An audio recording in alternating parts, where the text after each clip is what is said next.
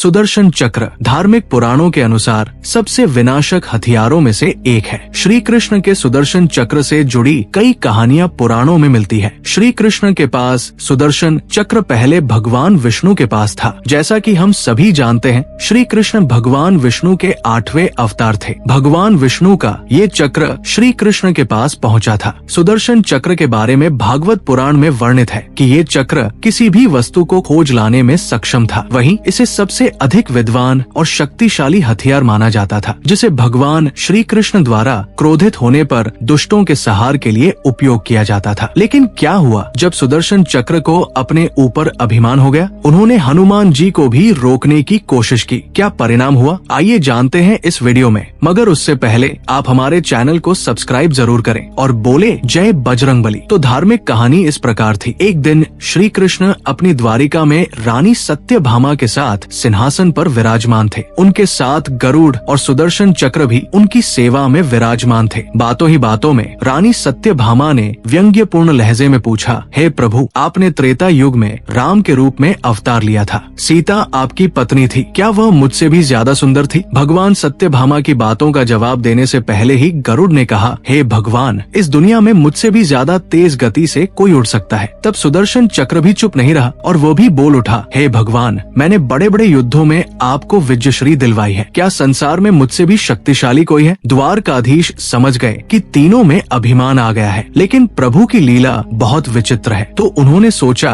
कि कैसे इन तीनों का अभिमान तोड़ा जाए। तब भगवान ने फैसला लिया और गरुड़ से बोले, गरुड़, हनुमान को बुलाओ। उनसे कहना कि भगवान राम और माता सीता उनकी प्रतीक्षा कर रहे हैं। गरुड़ भगवान की आज्ञा लेकर हनुमान को बुलाने के लिए चल पड़े। श्री कृष्ण ने सत्यभामा से कहा, देवी, आप सीता के रूप में तैयार हो जाएं। और स्वयं श्री कृष्ण ने राम का रूप धारण कर लिया। तब श्री कृष्ण ने सुदर्शन चक्र को आज्ञा देते हुए कहा, तुम महल के प्रवेश द्वार पर पहरा दो। ध्यान रहे, मेरी आज्ञा के बिना महल में कोई भी प्रवेश न करने पाए। सुदर्शन चक्र ने कहा, जो आज्ञा भगवान और भगवान की आज्ञा पाकर चक्र महल के प्रवेश द्वार पर तैनात हो गया। गरुड़ हनुमान के पास पहुंचकर बोले, हे हनुमान जी, भगवान राम और माता सीता द्वारका में आपसे मिलने के लिए पधारे हैं। आपको बुलाने की आज्ञा हुई है। आप मेरे साथ चलिए, मैं आपको अपनी पीठ पर बैठाकर तुरंत ले चलूंगा। हनुमान जी ने कहा, आप चलो, मैं आता हूँ। गरुड़ मन ही मन विचार करने लगे कि हनुमान जी तो वृद्ध हो चुके हैं, ये कैसे जल्दी पहुँचेंगे। जैसे ही गरुड़ द्वारका की ओर चले, हनुमान जी ने अपनी शक्ति का प्रदर्शन किया। जब गरुड़ महल में दाखिल हुए तो उनके होश उड़ गए। उनके सामने हनुमान विराजमान थे, जो उनसे पहले ही महल में पहुंच गए थे। ये देखकर गरुड़ का सिर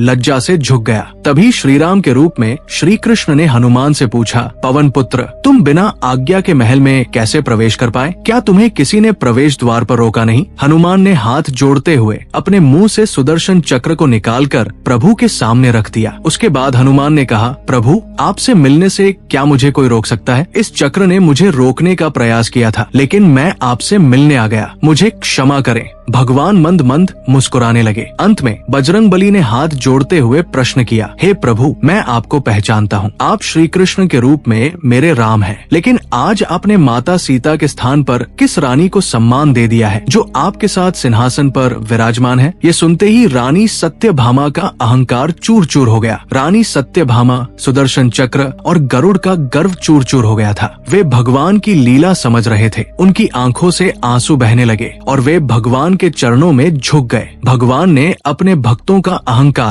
अपने भक्त हनुमान द्वारा ही दूर किया। ये प्रभु की अद्भुत लीला थी। इतना ही नहीं, बजरंगबली ने बहुत से लोगों का घमंड तोड़ा है। इसलिए हमें कभी भी अपने ऊपर अभिमान नहीं करना चाहिए, क्योंकि कोई और हमसे अधिक बलशाली या बेहतर हो सकता है। सच्चे बजरंगबली के भक्त भक्ति और समाज सेवा के साथ साथ धर्म की रक्षा करते हैं, उस पर अभिमान नहीं। तो बोलो जय श्री राम। हम ऐसी और कथाएं आपके सामने लाते रहेंगे। इस वीडियो को लाइक और शेयर जरूर करें। साथ ही हमारे चैनल को सब्सक्राइब करना न भूलें। जय बजरंगबली।